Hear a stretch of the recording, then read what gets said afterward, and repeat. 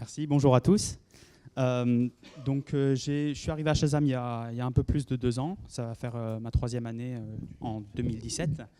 Et je suis responsable là-bas de la plateforme Android. Mais je suis amené aussi à travailler sur iOS. On est cross-platform à Shazam en tant que product manager. Donc, Sébastien vous a déjà posé la question et j'ai vu que la majorité d'entre vous connaissiez Shazam.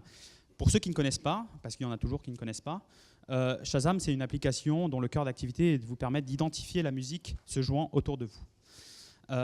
Ce que les gens ne savent pas, souvent ils associent Shazam, ils disent « Ouais, Shazam, c'est une application mobile et ça s'est lancé avec l'App Store. » Mais en fait, Shazam, ça existait bien avant ça. Shazam, ça existait au début des années 2000. Et à l'époque, ce qu'il fallait faire, ça c'est une publicité qu'on a dans nos couloirs à Shazam, et je l'ai pris en photo, je me suis dit ça va vous intéresser, parce que la plupart des gens ne savent pas qu'à l'époque, donc au début des années 2000, ça devait être votre Nokia, je sais pas, 3210, c'est ça, ouais, ou un truc comme ça. Vous appeliez un numéro, le 2580, et vous faisiez écouter à l'opérateur la musique, et ensuite on vous envoyait un texto avec le nom du titre et le nom de l'artiste. Mais bien évidemment, vous pouvez imaginer que la croissance de Shazam est arrivée avec l'App Store. On était une des premières apps sur l'App Store. Maintenant, cette année, on a dépassé le milliard de téléchargements, donc on est une des rares applications à avoir dépassé ce chiffre.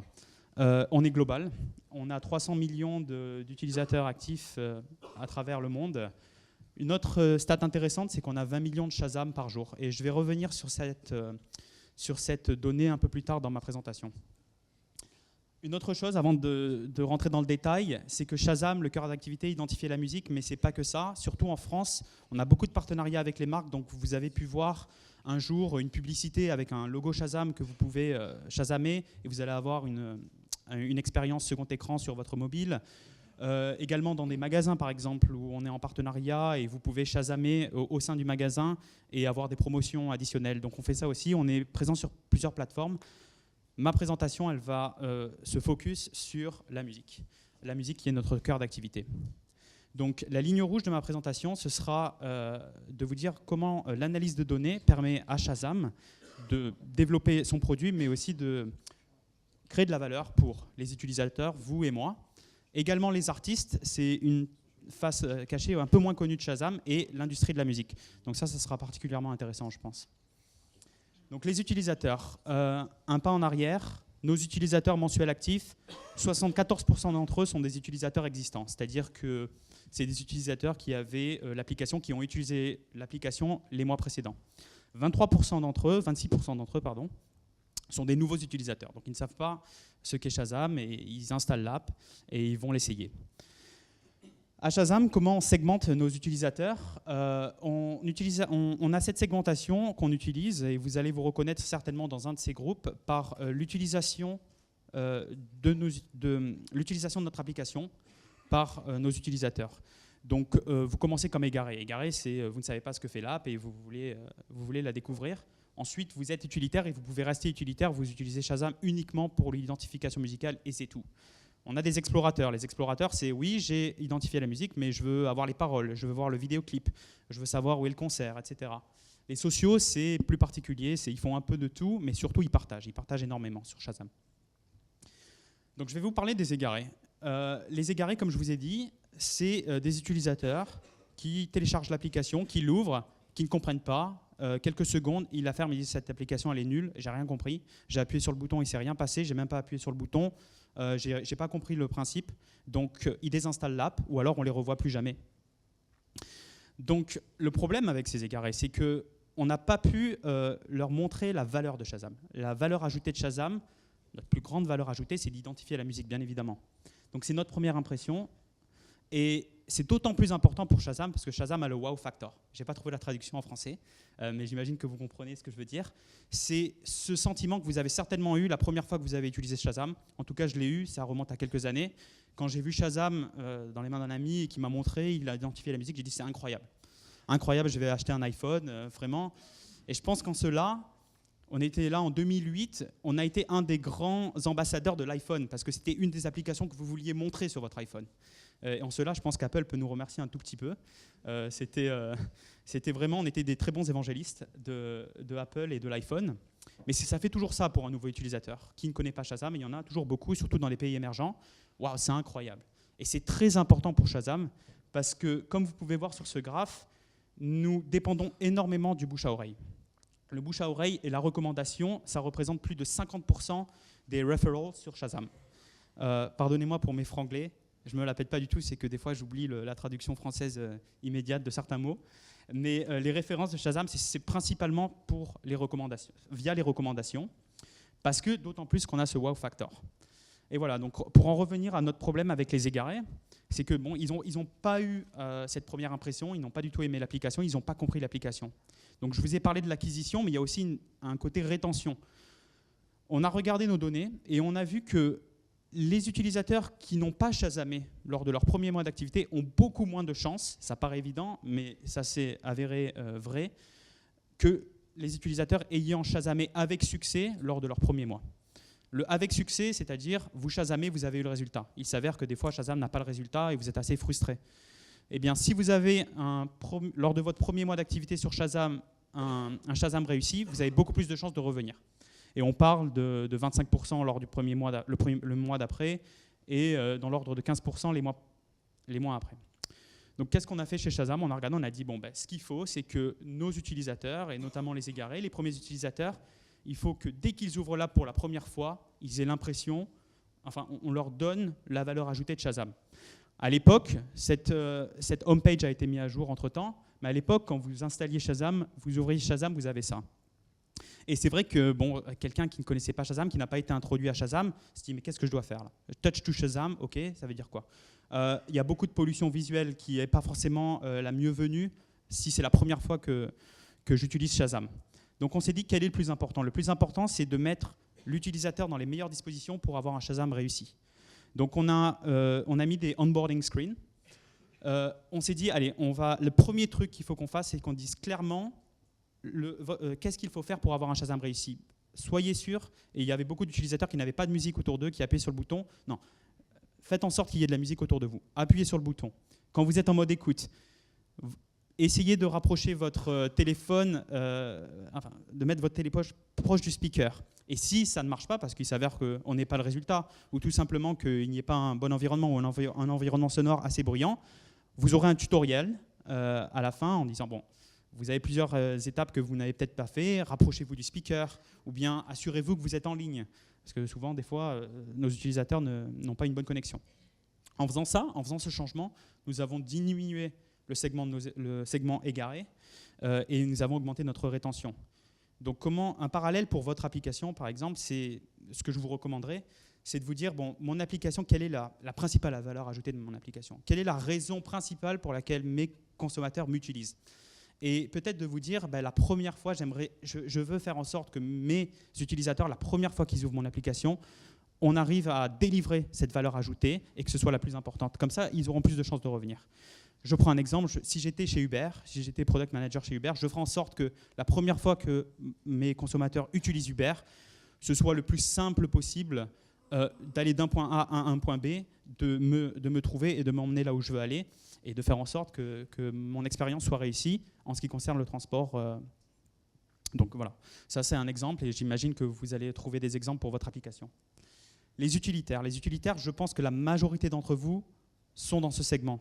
La raison pour laquelle je dis ça, c'est que c'est la majorité de nos utilisateurs. Ce sont des utilitaires. Utilitaire, c'est-à-dire, moi j'utilise l'application Shazam pour identifier la musique, une fois que c'est fait, je la mets dans ma poche et c'est fini. Je te réutiliserai la fois où j'aurai besoin de toi, encore une fois. Je personnifie beaucoup Shazam là.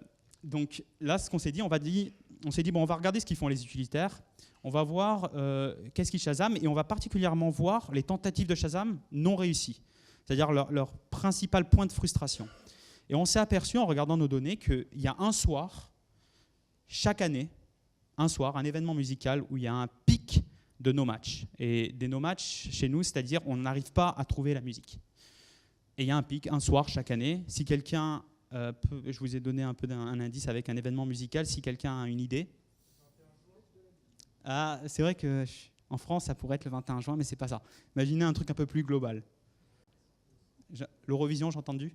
Ouais. Bref, c'est l'Eurovision. Ouais. Donc, l'Eurovision, chaque année, beaucoup de Shazam. Malheureusement, vous allez me dire, mais attendez, attends Clément, l'Eurovision, c'est de la musique. Pourquoi Shazam ne reconnaît pas l'Eurovision? C'est-à-dire que c'est un peu plus difficile pour Shazam de reconnaître l'Eurovision parce que c'est de la live music. Et la live music, elle est différente que des musiques préenregistrées que nous avons chez Shazam. Donc c'est plus difficile pour nous. Par contre, ce qu'on peut faire, c'est qu'on peut mettre, comme je vous ai dit, un son inaudible au sein du flux en direct et on sait l'heure à laquelle passent les candidats. Donc on peut rediriger l'utilisateur vers une page où il y aurait les résultats. Et on l'a fait pour l'Eurovision 2016. Ça a été un succès phénoménal. On a eu plus de 800 000 Shazam et c'était vraiment de cette période, de 7h du soir à 10h du soir. Ici, vous avez un petit aperçu. En jaune, c'est soirée normale chez Shazam. En bleu, c'est soirée de l'Eurovision.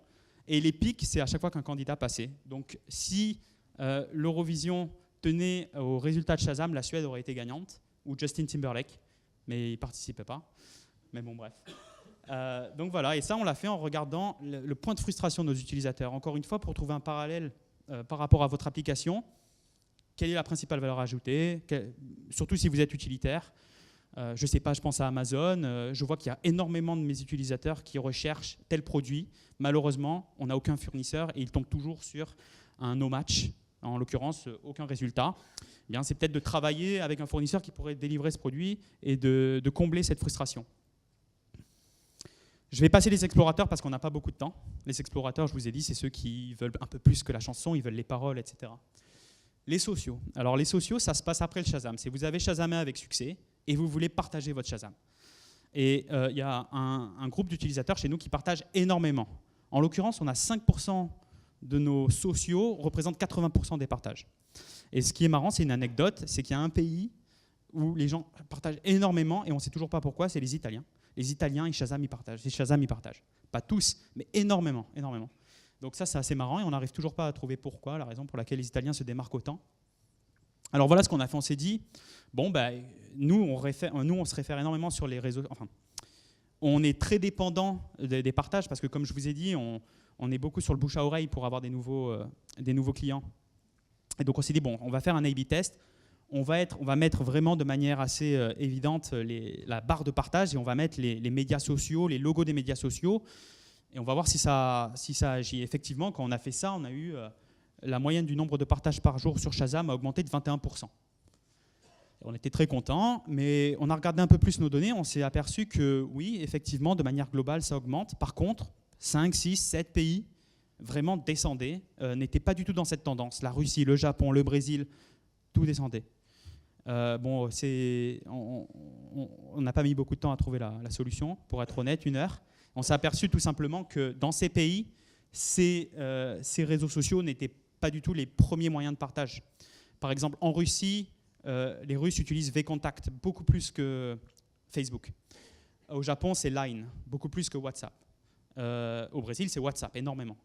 Donc ce qu'on a fait, c'est qu'on a changé cette barre de partage pour la customiser par rapport au pays où vous êtes. Donc en France, si vous ouvrez votre Shazam, vous pouvez voir que les logos qu'on va vous mettre seront les logos de ces social media les plus populaires dans ce pays. À part pour Android, Android est un peu différent à ce niveau-là. Et quand on a fait ça, d'un coup, le Japon a augmenté de 30%. Tous ces pays ont augmenté, y compris les pays où il y avait déjà une augmentation. On a mis aux USA Messenger par défaut, augmentation. Donc là, juste, c'est assez simple, mais vraiment, soyez très spécifique au pays dans lequel vous êtes. Des trucs assez évidents, comme Facebook, tout le monde utilise Facebook, tout le monde utilise Twitter, c'est bon? Non, pas forcément. Il faut aller un peu plus dans le détail. Voilà, j'ai passé la partie utilisateur, maintenant je vais passer sur la partie artiste. La partie artiste qui, je pense, sera beaucoup plus une découverte pour vous parce que peu de personnes, au final, connaissent les données Shazam pour les artistes. Alors, je reviens sur la donnée dont je vous ai parlé au début. 20 millions de Shazam par jour, donc c'est immense. 20 millions de Shazam par jour. Et c'est d'autant plus immense, c'est que ces données sont très très riches. Elles sont très riches pour 2 raisons.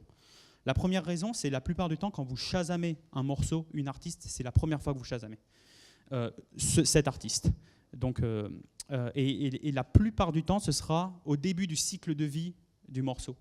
Donc ça donne à Shazam, si vous voulez, un élément, une information très prédictive. Je ne sais pas si ça se dit, mais qui vraiment va nous permettre d'identifier le futur hit bien à l'avance. Et je vais vous donner un exemple sur cela. La deuxième raison, c'est que quand vous chasamez, c'est vraiment un signal qui est très pur, un pur signal d'appréciation de la musique. La raison pourquoi elle est pure, c'est que quand vous chasamez, encore une fois, la plupart du temps, vous n'avez aucune idée de qui est l'artiste, qui est le morceau. Vous n'avez aucune influence marketing. Vous êtes un peu comme dans The Voice, vous fermez les yeux, vous appuyez sur le bouton et vous dites « Ah, c'est ça !» Et ben Shazam, c'est un peu pareil. Vous est peut-être arrivé, vous avez Shazamé un morceau.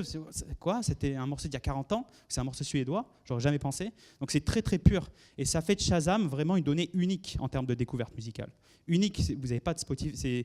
C'est pas comme Spotify. Vous avez des informations. Là, c'est vraiment un signal pur. Donc c'est très intéressant pour les artistes. C'est vraiment un pur signal d'appréciation.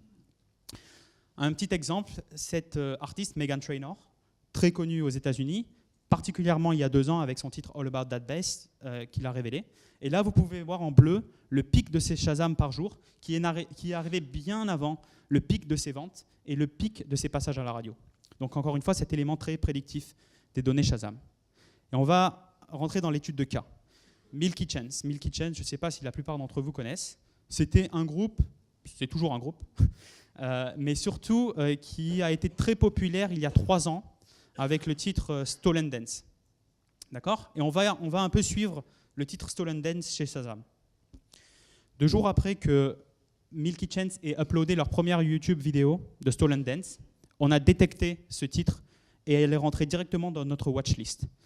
La watchlist chez Shazam, c'est quand vous avez soudainement un jump de vos Shazam par jour. Et ça peut être vraiment des petits volumes, hein, mais vous avez un jump et vous rentrez directement dans notre liste.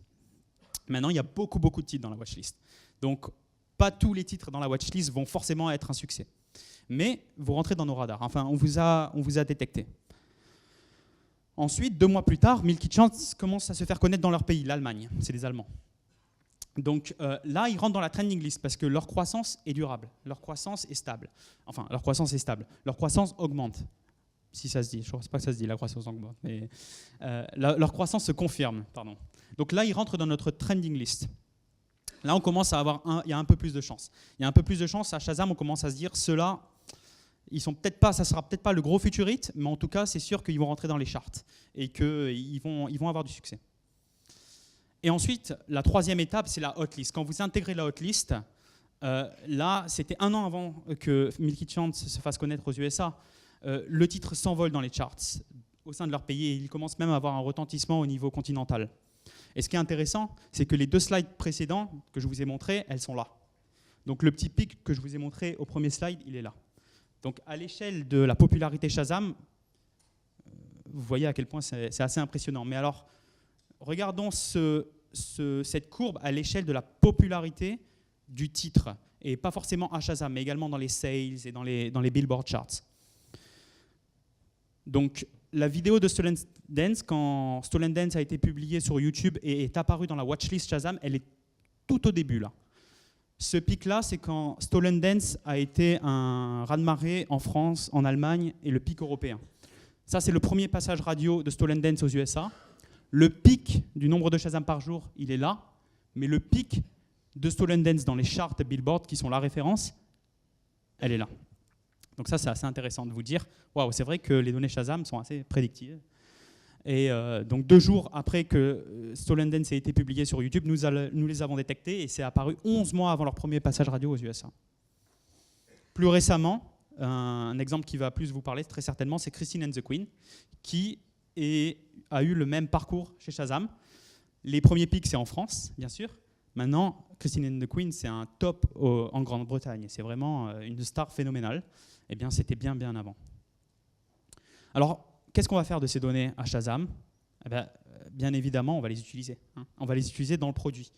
Et on va contacter ces artistes. On va les contacter, on va leur dire « Milky Chance, il y a une relation gagnant-gagnant ici. Je pense que vous avez du potentiel. Pourquoi vous ne viendrez pas faire une Shazam session ? Un petit concert privé, le contenu exclusif, on va vous le mettre dans l'application. » À ce stade de leur carrière, Milky Chance, ils sont, bien sûr, plus de 100 millions d'utilisateurs. Global, allez-y, on le fait. Si on les avait détectés, on les avait pris un peu plus tard, ça aurait été beaucoup plus dur parce que là, ça aurait été des méga stars et effectivement, leur calendrier n'est pas le même. Donc on a fait ça, et on fait ça régulièrement à Shazam. On a aussi des fonctionnalités qu'on commence à lancer. Celle-ci, vous ne l'avez pas encore certainement. On fait un A/B test. Elle n'a pas été encore rollout à tous nos utilisateurs. Où on va exposer ces données. Par exemple, cette playlist ici, la Shazam Viral, si vous voulez, elle est composée de titres qui sont dans les watch lists, dans les trending lists, hot lists. Donc il y a une chance, si vous écoutez cette playlist, que les titres que vous écoutez seront les futurs hits des prochains charts pour les prochains mois. Et nous avons le Artist Dashboard. Le Artist Dashboard, c'est une plateforme que nous mettons à la disposition de nos artistes vérifiés sur Shazam. Et ils peuvent y aller, eux, leurs représentants marketing ou les labels de musique peuvent y aller et avoir une indication de où ils sont shazamés, quand ils sont shazamés, par qui ils sont shazamés. Et ça, comme je vous l'ai dit, surtout pour les labels de musique, c'est une information très riche, très intéressante. Être capable de savoir si un artiste performe et peut-être d'aller le voir au début de sa carrière pour les signer, c'est quelque chose de très intéressant pour eux. Dernier chapitre, l'industrie de la musique. Alors, j'ai parlé des labels de musique, mais je vais me concentrer sur un autre acteur de l'industrie de la musique qui sont les stations de radio. On s'est aperçu, on a fait un test aux États-Unis. On s'est aperçu, on a regardé l'engagement des utilisateurs shazamant les radios et ceux qui ne shazament pas les radios.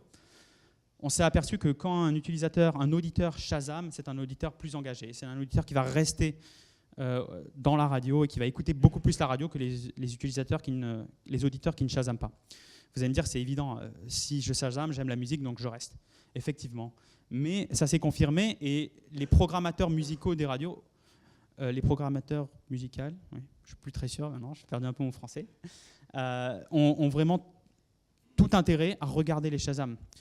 Par exemple, une session qui s'est passée dans l'après-midi sur une radio station US, le programmateur musical peut très bien regarder et dire « Ah, Kygo est sorti en même temps que Shut Up and Dance. Pourtant, Kygo génère 3 fois plus de réactions en termes de Shazam. » Voilà. Et si vous voulez customiser, changer leur programmation musicale en fonction du nombre de Shazam. Et cette information, ils peuvent y avoir accès à Shazam et elle peut être filtrée. Elle peut aller beaucoup plus dans le détail. Par exemple, aux USA, il y a beaucoup de radios locales et les radios locales marchent très bien. Donc vous aurez des radios locales californiennes sur Long Beach, par exemple. Et ces personnes-là peuvent être intéressées de savoir quels sont les titres les plus shazamés à Long Beach. Donc la plupart du temps, si vous regardez l'application Explore sur Shazam et que vous regardez là où vous êtes né ou ce que Shazam vos voisins dans votre quartier, vous allez vous apercevoir que ce sont des titres qui, au final, sont connus au niveau national. Par contre, ici, ce qu'on peut faire, c'est qu'on va enlever ces titres et on va uniquement montrer à ces radios locales les titres qui sont uniques à leur, si vous voulez, voisinage, enfin leur quartier ou leur ville. C'est intéressant parce que vous avez beaucoup d'artistes locaux. Et on a eu pas mal d'histoires sympas, surtout aux États-Unis, où des artistes locaux se sont fait connaître via Shazam et les radios locales ont commencé à passer la musique.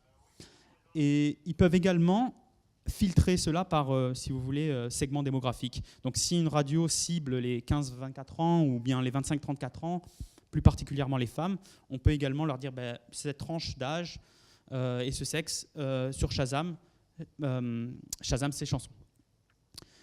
Tout cela est en fait disponible sur une autre plateforme que l'on met à disposition de l'industrie de la musique, des labels, des stations de radio, que l'on appelle l'industrie dashboard et dont nos partenaires ont accès et peuvent avoir des informations sur les Shazam, qu'est-ce qui est tendance, quel est le morceau qui est très populaire en ce moment et comment cela se passe au niveau même par tranche démographique. Pardon. Voilà. C'est terminé.